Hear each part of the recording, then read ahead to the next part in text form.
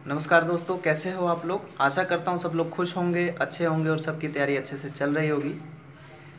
आज मैं आपको एक ऐसे शख्स से मिलाऊंगा, एक ऐसे व्यक्ति से मिलाऊंगा जो अपने जीवन में अपने लिए बहुत सफल हैं और लोगों के लिए बहुत प्रेरणादायक हैं।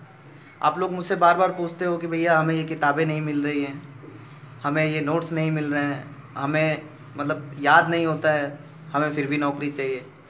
तो उसी की अपेक्षा में आप लोग नीचे कमेंट में भी लिख देते हैं कि थोड़ा मोटिवेशन आपका मिलता है तो पढ़ने में मज़ा आता है, चीज़ें याद होती हैं, तो आप थोड़ा एक्सट्रीमली मोटिवेशन लाइए। तो हमेशा मैं अपने वीडियोस में अकेला होता हूँ, अकेले आपको कुछ ना कुछ बताता हूँ, लेकिन आज इस वीडियो के फ्रेम में एक मित्र हैं हमारे, बहुत सीनियर हैं हमसे। हम शायद उनके मतलब पुत्र के लेवल के हैं, लेकिन फिर भी वो हमारे साथ इस वीडियो में आने को तैयार थे। उन्होंने बोला ठीक है, हम कुछ ना कुछ बताएंगे, मोटिवेशन कुछ ना कुछ देंगे बच्चों को जिससे कि वो सफल हो पाएँ। तो देखिए, आप इनसे बहुत सारी चीज़ें, बहुत सारा ज्ञान आप प्राप्त कर सकते हैं। और अभी तो मेरे को इनसे मिले हुए एक दिन भी नहीं हुआ है, लेकिन फिर भी मैंने इनसे बहुत सारी चीज़ें सीखी हैं। तो मैंने यही सोचा कि क्यों ना आपको भी इनसे रूबरू कराया जाए। तो रूबरू कराने का एक ही माध्यम है यूट्यूब, और उस पर वीडियो के माध्यम से आपको बताया जाए। पिछले कुछ 2-3 दिनों में मैंने कुछ वीडियोस नहीं दिए हैं, उसके लिए माफ़ी चाहूँगा। तो कुछ दिन बाद आपको निरंतर वीडियोस मिलते जाएंगी। तो अब आप इनकी वाणी सुनेंगे और ये आपको बताएंगे कि जीवन में इन्होंने कितना संघर्ष किया है और किस हद तक ये अभी सफल हैं, और आगे इनका क्या औचित्य है जीवन में कि क्या करेंगे। तो सर बोलिए। मित्रों, मैं आप लोगों से यही रिक्वेस्ट करूंगा यानी निवेदन करूंगा कि आप सभी किसी रास्ते में आने वाली किसी भी बाधा को एक बाधक के रूप में देख करके और उससे नर्वस मत होइए। आपको संघर्ष करना है अपने जीवन में। जब मानव जीवन में आए हैं तो खुद ही संघर्ष करना है, और आपको मेरी तरह ही आत्मबल अपने साथ लेके चलना है। हम जानते हैं कि हर जगह हमको हर कठिनाई आती है। जैसे पढ़ना लिखना है तो बुकों की समस्या होती है। यदि कोई प्रशासनिक कार्य में सहयोग लेना होता है तो उसमें आधिकारिक तौर पर हमारी जो है अनदेखी की जाती है। लेकिन फिर भी हमको अपने आप में एक आत्मबल जुटा के चलना है और ये मान के चलना है कि जब हम इस धरती पे अकेले आए हैं तो अपने किसी भी जीवन के पहलू को आगे बढ़ाने के लिए, उससे जूझने के लिए, उससे लिपटने के लिए या उससे निपटने के लिए हमको सहयोग की ज़रूरत कम से कम लेनी चाहिए और अपने ऊपर भरोसा ज़्यादा रखना चाहिए। और जो थोड़ी बहुत कमियां रह भी जाती हैं, जिसके बल पे हम कुछ नहीं कर पाते हैं, तो उसके लिए मार्गदर्शन लेना बहुत आवश्यक हो जाता है अपने से, बुज़ुर्गों का, बड़ों का, जो उस दौर से गुज़रे हैं। इसलिए हमारे साथ भी कुछ इसी तरह की घटना हुई। जैसे मैं देहात का रहने वाला एक ब्लाइंड आदमी हूँ, दोनों आँख से लाचार हूँ। पढ़ाई लिखाई हम लोगों के लिए भी इस धरती पे बनाई गई है। हम लोगों को भी एजुकेशन के माध्यम से समाज में आगे रहकर समाज के कार्यों में हाथ बटाने का मौका मिलता है, और बड़े लोगों का, बुजुर्गों लोगों का मार्गदर्शन मिलता है, सहयोग मिलता है, जिसकी वजह से हम आगे बढ़ पाते हैं। आज की डेट में आप जान रहे हैं कि एक पिता रहित जीवन जी रहे हैं, और हमारे 3 भाई हैं, जो हम को मिला के 3 भाई हैं, जो एक मैं ब्लाइंड हूँ और 2 हमारे शादीशुदा भाई हैं जो अपने अपने कार्यों में कार्यरत हैं। कोई सर्विस कर रहा है, कोई खेती गृहस्थी में है। और मैं पिताजी के बल पे पढ़ाई करने के लिए बहुत संघर्ष किया। वाराणसी में भी पढ़ा इंटर तक। इसके बाद दिल्ली गया। दिल्ली में जो है लोगों से, इसी बीच में हमारे पिताजी की मौत हो गई, तो खर्च वर्च मिलने में बहुत समस्या होने लग गई, और भाइयों का भी सपोर्ट नहीं मिलने लगा, क्योंकि वो भी सोचने लग गए कि ये हमसे आगे हो जाएगा तो बहुत ज़्यादा जो है हम लोगों को दिक्कत झेलनी पड़ेगी, हो सकता है इसकी गुलामी करनी पड़े। इसलिए लोगों ने सहयोग करना बंद कर दिया।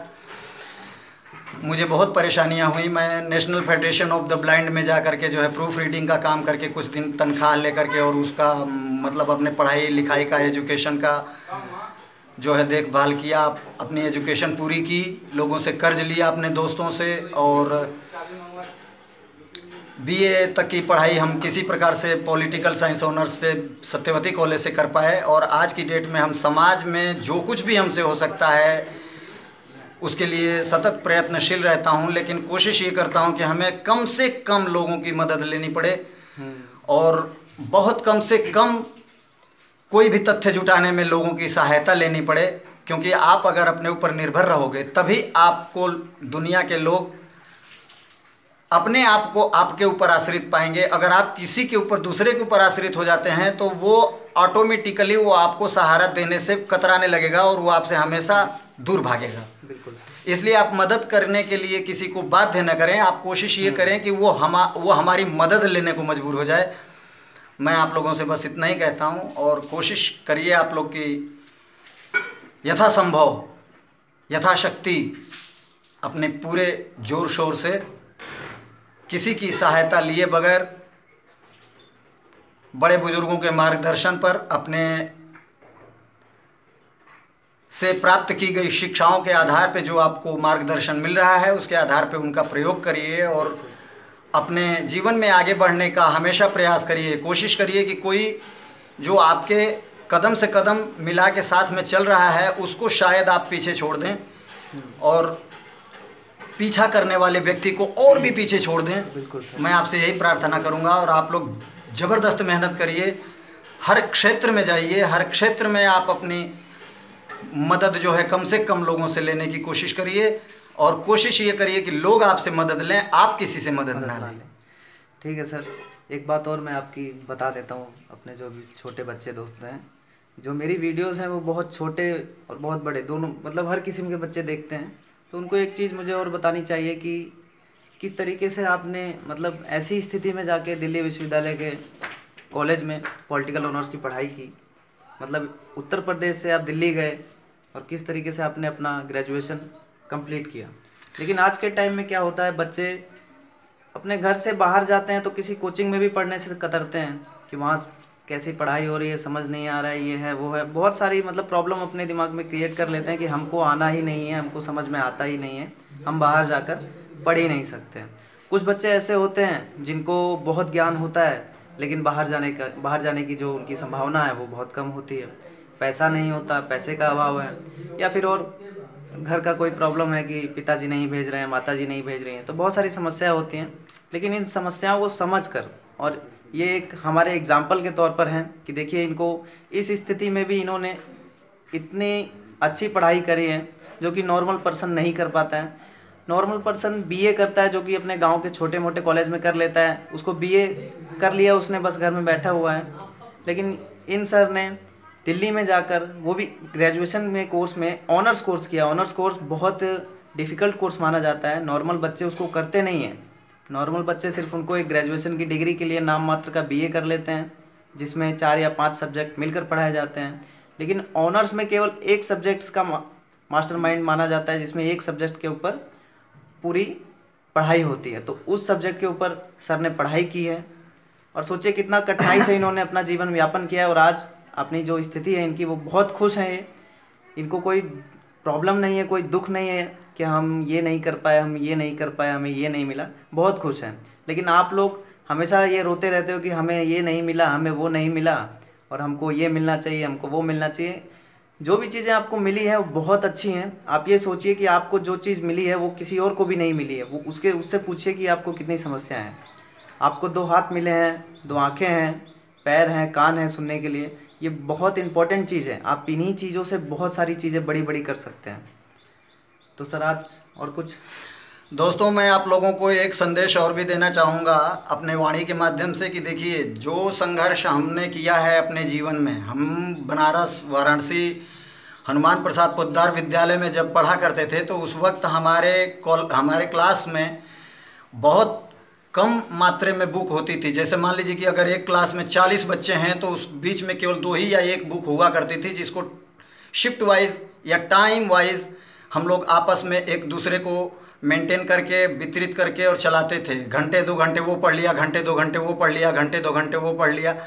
इस समस्या से जूझते जूझते जब हम लोग परेशान होने लग गए और ब्रेल लिपि में पुस्तकों की कमी आने लग गई, गवर्नमेंट के पास से सूचना आने लग गई कि हमारे पास ब्लाइंड यानी ब्रेल में बुक उपलब्ध कराने के लिए कागज़ पर्याप्त मात्रा में उपलब्ध नहीं हो पा रहे हैं, उस स्थिति में हम लोगों ने टेप रिकॉर्डर का इस्तेमाल करना शुरू किया। और टेप रिकॉर्डर भी उस समय हमारे क्लास में बहुत कम ऐसे बच्चे थे जो बहुत बड़े घरों से थे, और बहुत उनके पास तो था। उन्हीं के पास जो है टेप रिकॉर्डर वगैरह हुआ करती थी। तो उसी में से मैं भी था बहुत गरीब, मेरे घर में भी कोई ऐसी व्यवस्था नहीं थी, लेकिन फिर भी रिक्वेस्ट करने के बाद, काफ़ी रोने धोने के बाद हमारे लिए भी टेप रिकॉर्डर इशू की गई। और हमारे टेप रिकॉर्डर के साथ 19-19 बच्चे पढ़ा करते थे।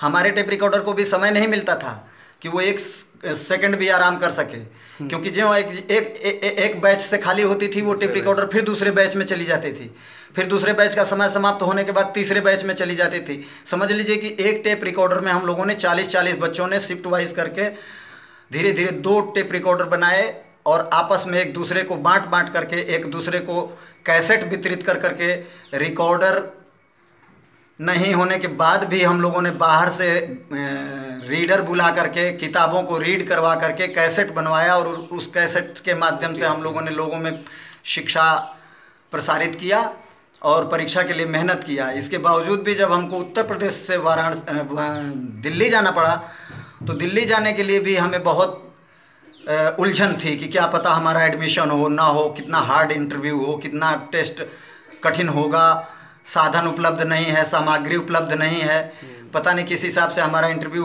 होगा। लेकिन ईश्वर की कृपा से और दोस्तों की मदद से, बड़े बुज़ुर्गों की सहायता से हमें आत्मबल मिला, हमें जो है एक हौसला मिला, जिसकी वजह से हम आगे बढ़े और दिल्ली गए। तो इंटर में हमारा एडमिशन लेने के लिए हमको बहुत ज़्यादा मेहनत कुछ भी नहीं करनी पड़ी। उन लोगों की मेहरबानी थी कि जो हमें उच्च शिक्षार्थी के हैसियत से देखा, और हमारा एडमिशन लिया। ऑटोमेटिकली बिना कुछ कहे, बिना किसी रोक टोक के हमारा एडमिशन हुआ। और वहाँ पे भी हमने देखा कि सरकारी स्कूल में एडमिशन लेने के बावजूद भी, हॉस्टलाइज लाइफ होने के बावजूद भी हमें बहुत सारी परेशानियों का सामना करना पड़ रहा है। जैसे स्कॉलरशिप जो मिल रही है वो हमारे एजुकेशन के लेवल के हिसाब से बहुत कम है, और उसके हिसाब से हमारे लिए रीडर और राइटर जो पेपर लिखते हैं उनके लिए फ़ीस बहुत कम पड़ती थी, जिसकी वजह से वो तैयार नहीं हो पाते थे, जिसके कारण हम लोगों को बहुत सामना करना पड़ा, मजबूरी हुई। और हर तथ्य को जुटाने के लिए हम लोग एक दूसरे का सहयोग लिए, एक दूसरे से रिक्वेस्ट किए, किसी से कर्ज लिए, किसी से आत्मबल के लिए सहयोग लिया, किसी से उपदेश लिया, किसी से कोई ना कोई मार्गदर्शन लिया, जिसकी वजह से हमें आत्मबल मिला। और आज भी सामाजिक सेवा करने के लिए, चाहे कोई भी ऐसा राजनीतिक माहौल बिगड़ता है जिसमें हमें कहीं ज़रूरत पड़ती है कि हमें यहाँ पर सहयोग करना चाहिए, यहाँ हमारा इंटरफेयर यानी हमारी दखलंदाजी बहुत ज़रूरी हो गई है, वहाँ मुझे दखल देना पड़ता है। और इसी दखलंदाजी की वजह से आज तक लोग जो है हमें गलत नज़रिए से तो भले देखते हैं, लेकिन सक्सेस भी वही लोग हैं जो एक दूसरों का ध्यान रखते हैं और अपने शक्ति के ऊपर, आत्मबल के ऊपर निर्भर रहते हैं। बिल्कुल। तो दोस्तों देखो, एक चीज़ और मैं आपको बता दूं कि अभी रेलवे का एग्ज़ाम जल्दी ही होगा। आपको कल की एक न्यूज़ है, 12 अगस्त से शायद एग्ज़ाम शुरू होंगे, तो इसके ऊपर मैं आपको इसके बाद की वीडियो है उसमें मैं बताऊंगा कि क्या सच में 12 अगस्त को एग्ज़ाम चालू होगा कि नहीं होगा। लेकिन उससे पहले मैंने आपको 2 किताबें बताई थी, एक सामान्य अध्ययन स्पीडी पब्लिकेशन की, एक सामान्य विज्ञान स्पीडी पब्लिकेशन की। उन 2 किताबों को बहुत सारे बच्चे बोलते हैं कि याद नहीं होता, तो अभी जो सर जी का जो उदाहरण था, जिस तरीके से ये ब्रेन लिपि का उपयोग करते थे, रिकॉर्डिंग का उपयोग करते थे पढ़ने के लिए, तो आप ये सोचिए कि अगर आपको बोल दिया जाए ब्रेन लिपि से आप वो स्पीडी की बुक पढ़ें तो आपको कितना समस्या होगा, लेकिन इनको कितनी समस्या होगी ये सोचिए आप। अगर इनको वो लिखित रूप में मिलता तो ये तो उसको हफ्ते महीने में ही ख़त्म कर देते हैं। आपको वो लिखित रूप में मिल रहा है, आपको टाइम मिल रहा है 6-6 महीने का, लेकिन फिर भी आप नहीं पढ़ रहे हैं। तो आप लोग इनके उदाहरण से सीखिए कि आपको वो लिखित रूप में है, आप उसको देख सकते हैं, पढ़ सकते हैं, अपनी वाणी में उसको सुन सकते हैं रिकॉर्ड करके। आपके पास बहुत सारे चीज़ हैं जो जिससे आप वो चीज़ें कंप्लीट कर सकते हैं। तो इनके उदाहरण से सीखिए कुछ। और देख लीजिए, हमारे ज़माने में कंप्यूटर भी नहीं हुआ करता था, आप लोग के समय में कंप्यूटर आ रहा है, कंप्यूटर में सारी चीज़ें ऐड हैं जो आप प्राप्त कर सकते हैं। प्लस में ये जो स्मार्टफोन है, यही आजकल का एक सबसे बड़ा क्रांतिकारी कंप्यूटर है। सर के ज़माने में तो शायद बटन वाले फ़ोन हुआ करते होंगे, लेकिन वो भी शायद ये वो उपयोग भी ना नहीं होते करते थे, वो भी नहीं होते थे। बटन वाले भी बहुत बहुत महंगे कम। आया करते थे मोबाइल, बहुत बिरले लोगों के पास, इक्का दुक्का किसी के पास हुआ करते थे। और दूसरी बात कि आज के डेट में जिस तरह से टेक्नोलॉजी आगे बढ़ गई, आप घर में बैठे बैठे सारे तथ्य और सारी चीज़ों को कंप्यूटर कर के सकते हैं। माध्यम से, नेट के माध्यम से जांच लेते हैं, प्राप्त कर लेते हैं, सारे डॉक्यूमेंट्स जुटा लेते हैं। ये सारी व्यवस्थाएं हम लोग के समय में नहीं बिल्कुल थी। नहीं थी, नगण्य थी बिल्कुल। तो सोचिए कि उस टाइम इनके पास इतनी सारी सुविधा नहीं थी, लेकिन आज आपके पास सुविधा होते हुए भी आप लोग रोते रहते हैं। तो ये रोना बंद कीजिए और मेहनत पे ध्यान दीजिए। हाँ, मेहनत जितना करेंगे उतना ही फल मीठा होगा आपका। और हिम्मत मर्द मदद खुदा। खुदा, बिल्कुल।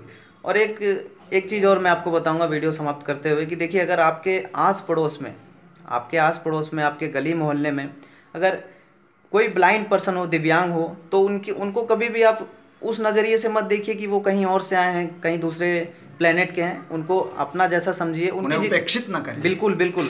आप उनको कभी भी हल्के में मत लीजिए। अगर आपने उनको हल्के में लिया तो ये आपका घाटा है। उनसे घृणा ना करें।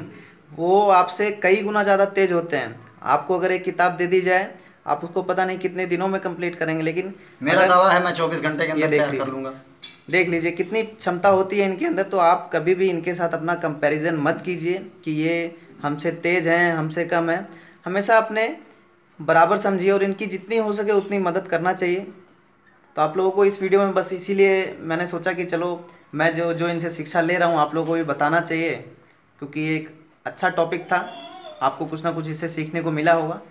तो अब वीडियो की समाप्ति में सर से मैं कुछ पूछूंगा कि अगर और कुछ बताना चाहें तो 1-2 मिनट और। दोस्तों से मैं यही निवेदन करूंगा कि आप लोग अपने अंदर हताशा, निराशा, नर्वसनेस ये कुछ भी मत लाइए। नेगेटिव थॉट तो रखिए ही मत। बिल्कुल नहीं। अगर मेहनत करेंगे तो सफलता मिलेगी। जबरदस्त मेहनत करिए और उस मेहनत करने में आप अपने आप को गिरा हुआ महसूस मत करिए। अगर किसी से कोई तथ्य जुटाना हो, कोई मैसेज पूछना हो, कोई मैटर पूछना हो, कोई बात पूछनी हो, कोई जानकारी लेनी हो, तो उसमें आप अपने आप को नीचे गिरा करके मत सोचिए कि हमको अब इससे मदद लेनी पड़ रही है, हम बहुत कमज़ोर हैं, बहुत गिरे हुए हैं। क्योंकि धरती पर जो भी आया है, समाज में जो भी है, एक समाज में आने की वजह से एक ऐसा समाज है, ये मानव समाज, कि सहयोग से ही जीवन संभव है।